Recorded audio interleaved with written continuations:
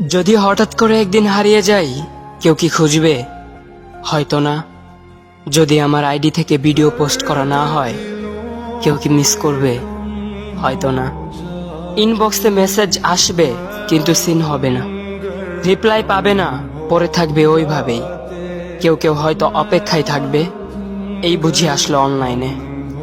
আবার কেউ কেউ হয়তো টেরও পাবে না, কেউ একজন নেই, কেউ একজন হারিয়ে গেছে। হঠাৎ একটা সময় কারোর হয়তো মনে পড়বে, কে জানি আর নেই। কষ্ট করে নামটা সার্চ করবে, পুরনো ভিডিওগুলো দেখবে আর ভাববে হুট করে কোথায় চলে গেল। আবার কেউ কেউ হয়তো একদিন দুই দিন না পেয়ে ফ্রেন্ড লিস্ট থেকে আনফ্রেন্ড করে দেবে।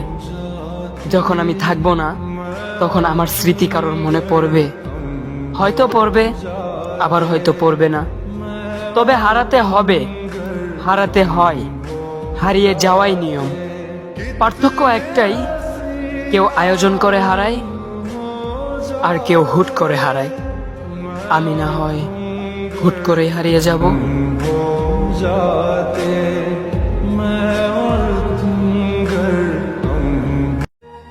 যদি হঠাৎ করে একদিন হারিয়ে যাই, কেউ কি খুঁজবে? হয়তো না।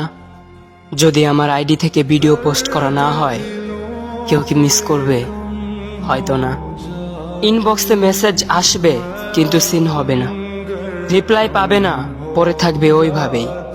কেউ কেউ হয়তো অপেক্ষায় থাকবে, এই বুঝি আসলো অনলাইনে। আবার কেউ কেউ হয়তো টেরও পাবে না, কেউ একজন নেই, কেউ একজন হারিয়ে গেছে।